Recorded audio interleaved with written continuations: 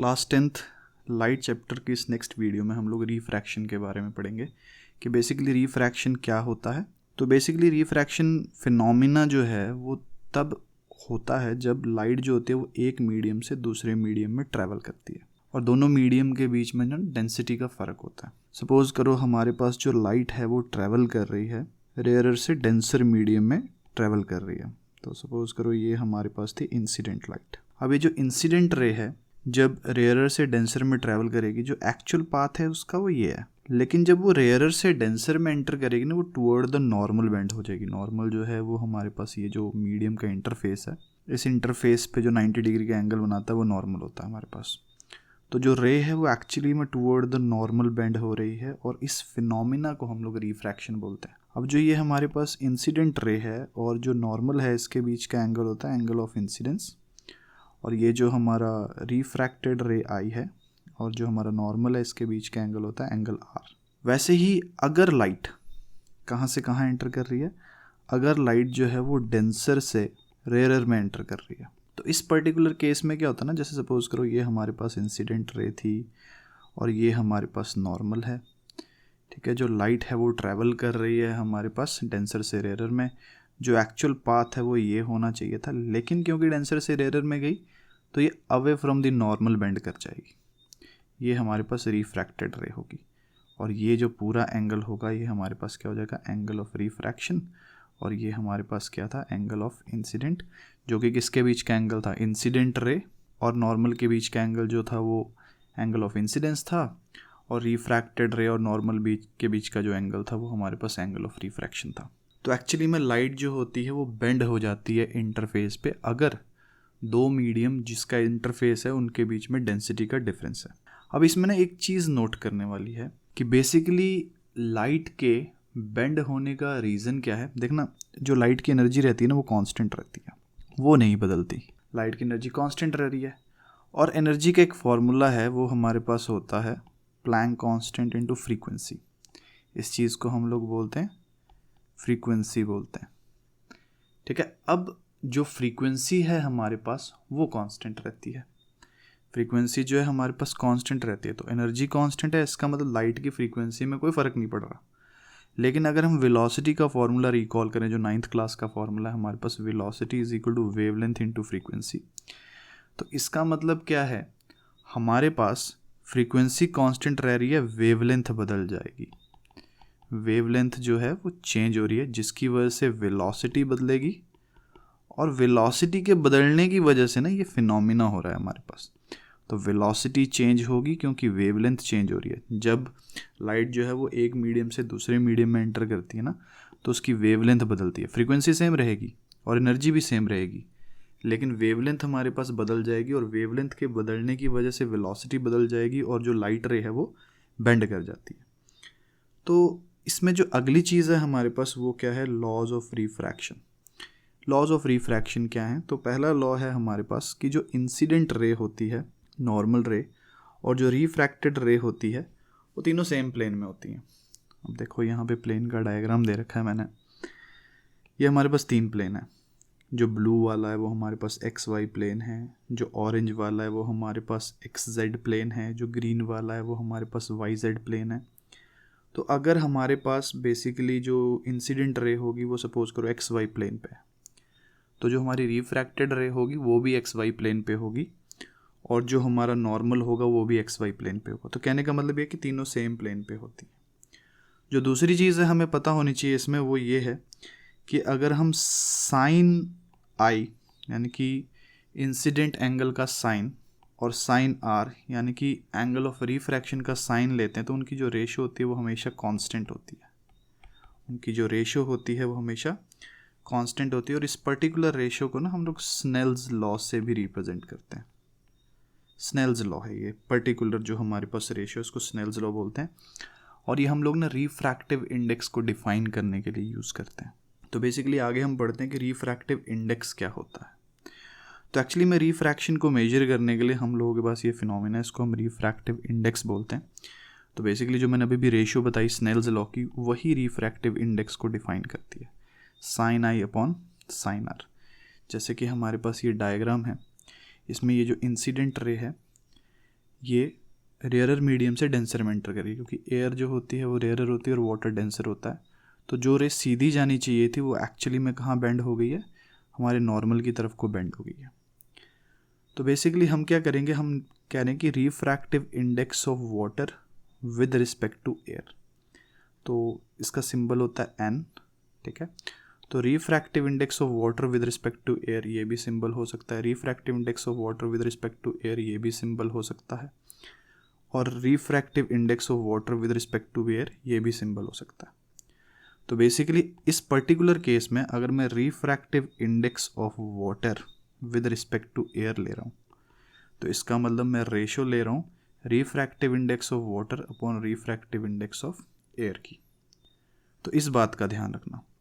तो ये हमारे पास पर्टिकुलर केस है, जैसे यहाँ पे जो गिवन है हमारे पास, जैसे सपोज करो रिफ्रैक्टिव इंडेक्स जो है हमारे पास वो है सेकंड मीडियम का with respect to first medium. जो लाइट है वो बता रखा है ना इसमें हमारे पास, light travel from rarer medium to denser medium, तो मीडियम 1 से मीडियम 2 में ट्रैवल कर रही है।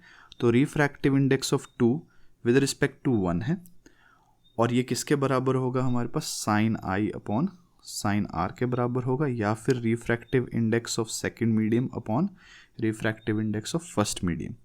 तो इस बात का हमने ध्यान रखना है।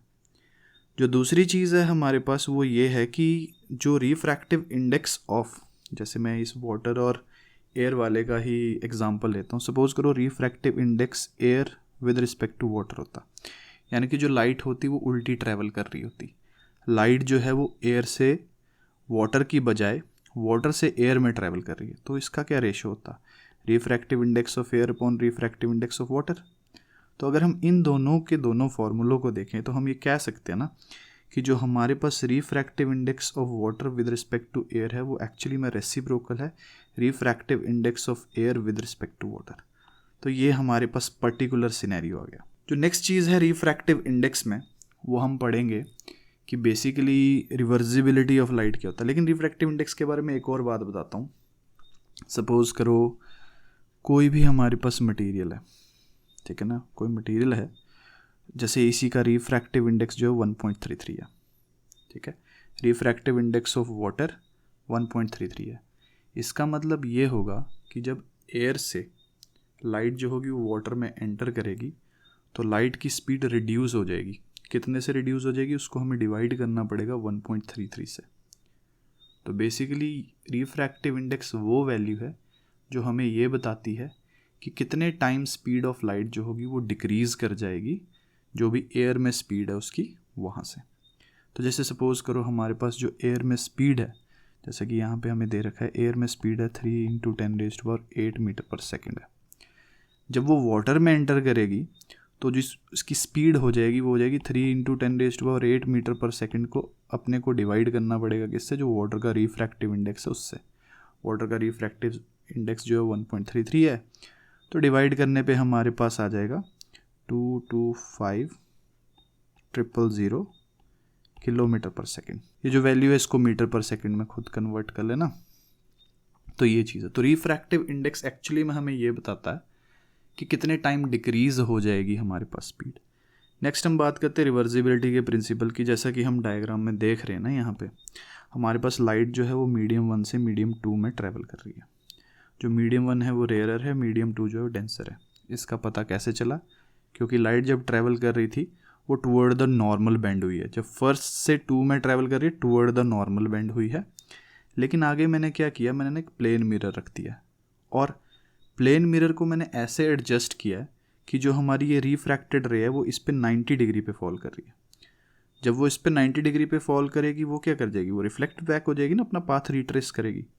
तो एक्चुअली में वो रेयरर से डेंसर में जा रही है, तो away from the normal bend हो रही है। तो हमारे पास दो फिनोमेना आ गए। तो अगर मैं बात करूं, हमारे पास ये एंगल ऑफ इंसिडेंट था, ये एंगल ऑफ रिफ्रैक्शन था।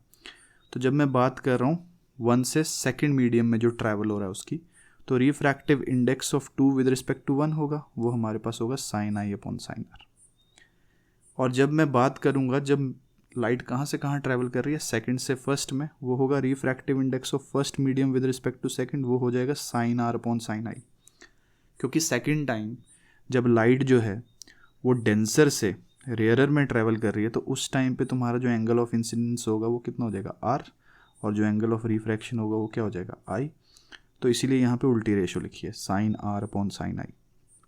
लेकिन अगर मैं इन दोनों के दोनों फॉर्मूलों को ऑब्जर्व करूँ, मैं ये बोल सकता हूँ ना, जो मैंने यहाँ लिखा था कि refractive index of water with respect to air is equal to reciprocal of refractive index of air with respect to water.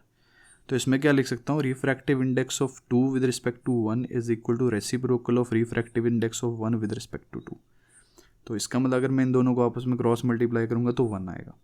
इसको प्रिंसिपल ऑफ रिवर्सिबिलिटी बोलते हैं। तो ये रिफ्रैक्शन के बारे में कुछ एक इम्पॉर्टेंट चीज़ें हैं जिसके बारे में हमें पता होना चाहिए। इसके अलावा क्या है कि ना, रिफ्रैक्टिव इंडेक्स का वेलोसिटी के साथ भी रिलेशन है। तो रिफ्रैक्टिव इंडेक्स का जो वेलोसिटी के साथ रिलेशन है वो करवाता हूँ। तो एक्चुअली में क्या होता है, अगर अपने को जैसे यहाँ पे फिर से देखो, एयर से वाटर में ट्रैवल कर रहा है, एयर वाटर का एग्जांपल देता हूँ। Refractive index of water with respect to air है, तो वो किसके इक्वल होगा, speed of light in air upon speed of light in water. तो जो एयर में स्पीड होगी उसको डिवाइड कर देना वाटर की स्पीड से, ठीक है। अब एयर में मान लो स्पीड थी c, वाटर में स्पीड थी v, तो हम ये बोल सकते हैं refractive index of water with respect to air is equal to c by v। Simple सी बात है हमारे पास, ठीक है। तो जब लाइट जो है वो ट्रैवल कर रही है कहाँ से कहाँ, फर्स्ट मीडियम से सेकंड मीडियम में, और जो फर्स्ट मीडियम है हमारे पास रेयरर है और सेकंड वाला डेंसर है, तो speed of light in rarer medium, ठीक है, upon speed of light in denser medium, ये फॉर्मूला बन जाएगा। सिंपल सी बात है। अगर मैं एयर वाटर इंटरफेस ले रहा हूँ या एयर ग्लास इंटरफेस ले रहा हूँ, तो जैसे यहाँ पे ये जो है सेकंड मीडियम ग्लास है, सपोज करो लाइट जो है वो एयर से ग्लास में एंटर कर रही है, तो refractive index of glass with respect to air में हम speed of light in air upon speed of light in glass लेंगे और हमारे पास एब्सोल्यूट रिफ्रैक्टिव इंडेक्स की वैल्यू आ जाएगी। सिंबल में कंफ्यूज मत होना, सिंबल जो है वो बहुत सारे, मैं फिर से एक बार बता देता हूँ। रिफ्रैक्टिव इंडेक्स, क्योंकि देखो यहाँ से मैं ये मान रहा हूँ कि लाइट हमारी ट्रैवल कर रही है कहाँ से कहाँ, एयर से वाटर में। इसको रिप्रेजेंट करने कितने तरीके हैं, refractive index of water with respect to air, ये भी सिंबल है। Refractive index of water with respect to air, ये भी सिंबल होता है। Refractive index of water with respect to air, ये भी सिंबल होता है। तीनों में से कुछ भी हो सकता है, कोई दिक्कत वाली बात नहीं है, कुछ भी लिख सकते हो इसमें से। जो नेक्स्ट चीज़ है वो ये है हमारे पास कि जब लाइट जो है वो ग्लास स्लैब से पास करती है तो क्या होता है। तो एक्चुअली में ना इसमें लेटरल शिफ्ट के बारे में होता है कि लेटरल शिफ्ट नाम का एक फिनोमेना होता है। सपोज करो ना हमारे पास एक ग्लास स्लैब है, ठीक है, लाइट जो है वो यहाँ से एंटर की, अब बाहर एयर है, अंदर क्या है, ग्लास, ठीक है, यहाँ नॉर्मल है इंटरफेस। अब लाइट जो थी वो ऐसे जानी चाहिए थी, देखो ना, लाइट तो ऐसे पास आउट होनी चाहिए थी, लेकिन वो क्या होगी, वो टुवर्ड द नॉर्मल बेंड होगी, ठीक है। वो टुवर्ड द नॉर्मल बेंड हो गई, फिर वो दूसरे इंटरफेस पे पहुंचेगी। अब दूसरे इंटरफेस का नॉर्मल लगा लो, ये है तुम्हारे पास एन डैश। अब लाइट जो थी वो ऐसे जानी चाहिए थी, लेकिन हुआ क्या, क्योंकि यहाँ पे डेंसर से रेयरर में एंटर कर रही है, वो away from the normal bend हो गई। तो हमारे पास 3-4 चीज़ें यहाँ से आती हैं। देखो, ये था एंगल ऑफ इंसिडेंस, ये था एंगल ऑफ रिफ्रैक्शन, और ये है तुम्हारे पास एंगल ऑफ इंसिडेंस जब नेक्स्ट टाइम इंटरफेस पे आया वो। तो ये दोनों एंगल आपस में इक्वल होंगे क्योंकि नॉर्मल तो एक दूसरे के पैरेलल होंगे, और ये हमारे पास क्या हो जाएंगे, ऑल्टरनेट इंटीरियर एंगल्स हो जाएंगे। लेकिन जब ग्लास स्लैब से बाहर निकल रही है ना हमारी रे, तो ये पर्टिकुलर एंगल जो होगा ये हो जाएगा एंगल ई, इसको बोलते हैं एंगल ऑफ इमर्जेंस, बोलते हैं इसको एंगल ऑफ इमर्जेंस। लेकिन अब ध्यान से देखो, हमारे पास जो ये दो रेज हैं, यानी कि जो इंसिडेंट रे है और जो इमर्जेंट रे है, वो एक दूसरे के पैरेलल होती हैं। पहली बात तो ये है कि ये दोनों एक दूसरे के पैरेलल होंगी। तो मैं यहाँ लिख देता हूँ ना, ये हमारे पास क्या थी, इंसिडेंट रे, और ये है हमारे पास इमर्जेंट रे। इमर्जेंट रे ये एक दूसरे के क्या हैं, पैरेलल है। तो इन दोनों लाइन के बीच का अब देखो ना, हमारे पास पाथ जो है वो डाइवर्ट हो गया ना, कहाँ इंसिडेंट रे के अलॉन्ग जानी चाहिए थी और कहाँ ये इमर्जेंट रे के अलॉन्ग है। तो जो एक्चुअल पाथ है और जो पाथ फॉलो करना चाहिए था उसके बीच का जो परपेंडिकुलर डिस्टेंस है ना, इस परपेंडिकुलर डिस्टेंस को बोलते हैं लेटरल शिफ्ट। ये हमारे पास लेटरल शिफ्ट हो गई। तो जब भी जो लाइट है वो ग्लास स्लैब के थ्रू जाएगी उसमें लेटरल शिफ्ट का फिनोमिना होगा, जस्ट बिकॉज क्योंकि इंटरफेस पे लाइट बेंड करती है। जब भी लाइट जो होती है वो रेयरर से डेंसर या डेंसर से रेयरर में एंटर करती है तो टुवर्ड द नॉर्मल या फिर away from the normal light जो होती है वो बेंड करती है। तो ये सब फिनोमिना जो हैं हमारे पास वो किसकी वजह से होते हैं? रिफ्रैक्शन की वजह से होते हैं। नेक्स्ट जो रिफ्रैक्शन में हम लोग चीज़ पढ़ेंगे वो क्या है? रिफ्रैक्शन थ्रू मल्टीपल मीडियम ना। जैसे ये हमारे पास 3 तरह के मीडियम दे रखे हैं। तो हमारे पास एयर दे रखा है, वाटर दे रखा है, ग्लास दे रखा है और फिर एयर दे रखा है। ठीक है, अब एयर वाटर इंटरफेस। अब ध्यान से देखना, एयर सबसे रेयरर है। एयर और वाटर में से जो वाटर है वो डेंसर है। तो इस इंटरफेस पे अगर मैं रेशियो लूँ, क्या लूँगा? Refractive index of water with respect to air is equal to क्या हो जाएगा? Sine i upon sine R1। देख लो ना, R1 है नीचे एंगल। अब मैं वाटर ग्लास इंटरफेस पे देखता हूँ। जब मैं वाटर ग्लास इंटरफेस पे देखूंगा तो refractive index of water with respect to glass is equal to क्या हो जाएगा हमारे पास? Sign R1 upon sine R2। यही हो रहा है ना वाटर ग्लास इंटरफेस पे। फिर हमारे पास ग्लास एयर इंटरफेस है। अब यहाँ पे क्या होगा? ऑब्वियस ही बात है, डेंसर से रेयरर में जा रही है हमारी लाइन जो है, तो हमारे पास जो रे होगी वो अवे फ्रॉम द नॉर्मल चली जाएगी और इस रे को हम इमर्जेंट रे बोलेंगे क्योंकि तीन मीडियम से आ रही है ना। तो यहाँ पे हम लोग क्या यूज़ करेंगे? Refractive index of air with respect to glass that is sine R2 upon sine E। तो ये इमरजेंस का एंगल आ जाएगा हमारे पास। अगर मैं इन तीनों को आपस में मल्टीप्लाई करूं, देखो, refractive index of water with respect to air into refractive index of water with respect to glass into refractive index of air with respect to glass is equal to sine i upon sine R1 into sine R1 upon sine R2 into sine R2 upon sine E। अब देखो, R1 से R1 cancel हो जाएगा, R2 से R2 cancel हो जाएगा और मेरे पास क्या आ जाएगा? Sine i upon sine E। तो साइन आई क्या है? Sine of angle of incidence upon sine of angle of emergence. और हमारे पास अब इस बात का ध्यान रखना, एंगल ऑफ इंसिडेंस और एंगल ऑफ इमरजेंस होते हैं ना, वो आपस में इक्वल होते हैं। और क्योंकि ये आपस में इक्वल हैं तो ऑब्वियस ही बात है हमारे पास एंगल आई जो होगा वो एंगल E के इक्वल है। तो sine i upon sine E ये तो कैंसिल आउट हो जाएंगे और अपने पास क्या आ जाएगा? 1। तो इन सारे के सारे मीडियम को मल्टीप्लाई करने पे refractive index of water with respect to air, refractive index of water with respect to glass, refractive index of air with respect to glass, ये सब 1 के इक्वल होगा हमारे पास। और हम यहाँ से कंक्लूजन निकाल सकते हैं ना, ये ढेर सारे, ये वाला भी कंक्लूजन निकाल सकते हैं। फिर glass with respect to water को हम equal to 1 upon refractive index of water with respect to air into refractive index of air with respect to glass, ये भी बोल सकते हैं हम। ठीक है, हम इसमें रिवर्सिबिलिटी का प्रिंसिपल जो था वो भी इस्तेमाल कर सकते हैं कि अगर हमारे पास 2 मीडियम का इंटरफेस है, सपोज करो यहाँ पे ग्लास है और यहाँ पे एयर था तुम्हारे पास, जब लाइट जो होगी वो एयर से ग्लास में एंटर करेगी वो सीधी जाने की बजाय टुवर्ड द नॉर्मल बेंड हो जाएगी। ये एंगल ऑफ इंसिडेंस होगा, ये एंगल ऑफ हमारे पास रिफ्रैक्शन होगा। तो refractive index of glass with respect to air और refractive index of air with respect to glass को आपस में मल्टीप्लाई करूंगा तो ये 1 आएगा। अब ये भी पहले हमने प्रूव किया। अब इस पर्टिकुलर चीज़ को मैं इक्वेशन 4 में पुट कर दूंगा ना, NGA की वैल्यू को। अब तुम खुद देखो ना, तुम्हारे पास जो 4th इक्वेशन है, यानी कि ये वाली जो पर्टिकुलर इक्वेशन थी, यहाँ से मैं अगर इस वैल्यू को पुट करूँ, refractive index of glass with respect to air is equal to 1 upon refractive index of air with respect to glass, तो अब मैं इस GA की जगह यहाँ पे वैल्यू पुट कर दूंगा और हमारे पास ये हो जाएगा ना, refractive index of glass with respect to water is equal to refractive index of glass with respect to air upon refractive index of water with respect to air.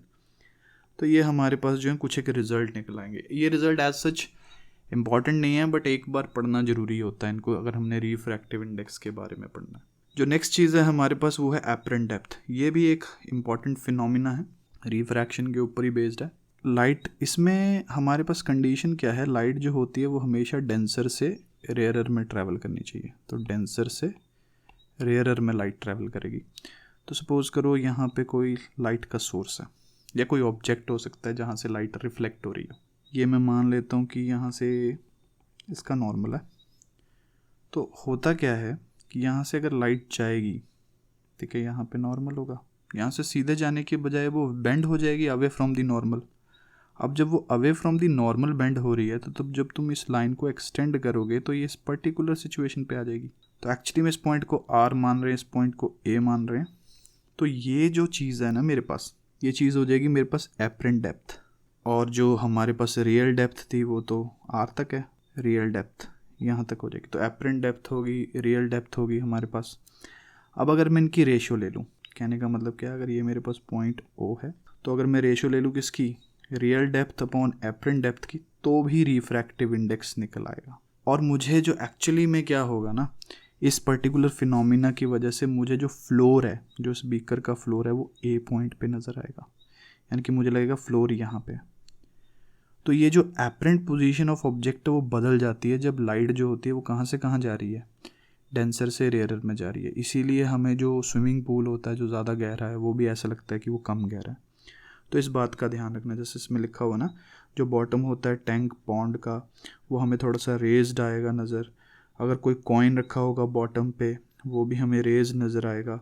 अगर कोई स्ट्रेट स्पून है, जैसे होता है ना ऐसे करके पानी भरा हुआ, इसमें स्पून डालोगे वो थोड़ा सा टेढ़ा नज़र आता है, उसका भी रीज़न ये है। पेंसिल रॉड को भी तुम साइड से देखोगे वो थोड़ी सी मोटी नज़र आती है, just because of apparent position of object. ये जो हमारे पास फ़र्क आ रहा है ना, ये चीज़ की वजह से। और अगर तुम ऐसे बाउल में कोई लेमन वगैरह रखोगे तो वो एक्चुअल साइज़ से बड़ा नज़र आएगा। अगर कोई इंक मार्क होगा या कुछ भी होगा, जब तुम क्या बोलते हैं उसको बॉटम पे लगाओगे वो थोड़ा सा रेज्ड नज़र आएगा। अब ये जो चेंज आ रहा है, चेंज कौन से वाले चेंज की बात कर रहा हूँ, देखो ना तुम्हारे पास जो डिफरेंस है, किसके बीच का डिफरेंस है, रियल डेप्थ और एपरेंट डेप्थ के बीच का जो डिफरेंस है। रियल डेप्थ तो तुम्हारे पास जो रियल डेप्थ होगी वो एपरेंट डेप्थ जो है वो ओ ए है, जहाँ पे हमें लग रहा है कि अपना सरफेस वहाँ पे है, बॉटम वहाँ पे। इन दोनों के बीच का जो डिफरेंस होता है उसको हम बोलते हैं नॉर्मल शिफ्ट। ये क्या होती है, नॉर्मल शिफ्ट होती है। तो जो लेटरल शिफ्ट में हमारे पास रे थी ना वो साइड में शिफ्ट कर रही है, लेकिन नॉर्मल शिफ्ट में क्या होती है, जो रे होती है, जो भी हमारे ऑब्जेक्ट की पोजीशन होती है, हमें ऐसा लगता है कि वो वर्टिकली शिफ्ट कर रही है, वो नीचे से ऊपर की तरफ को रेज हो रहा है। तो ये हमारे पास कुछ एक फिनोमिना थे, जैसे लेटरल शिफ्ट के बारे में बताया, एपरेंट पोजीशन ऑफ ऑब्जेक्ट के बारे में बताया। ये सारी की सारी चीज़ें जो हैं वो रिफ्रैक्शन की वजह से आ रही हैं। रिफ्रैक्टिव इंडेक्स का जो कॉन्सेप्ट है वो बहुत ज़्यादा इंपॉर्टेंट है। तो इसके साथ हमारी ये वीडियो ओवर हो जाती है। इस वीडियो में हम लोगों ने रिफ्रैक्शन की इंट्रोडक्शन पढ़ी है। हमने इसमें ये पढ़ा कि रिफ्रैक्टिव इंडेक्स क्या होता है, इसमें हमने ये पढ़ा कि हमारे पास लेटरल शिफ्ट क्या होती है, नॉर्मल शिफ्ट क्या होती है, रिफ्रैक्शन थ्रू मल्टीपल मीडियम्स के बारे में हमने पढ़ा है, और हमने ये पढ़ा है कि प्रिंसिपल ऑफ रिवर्सिबिलिटी क्या होता है।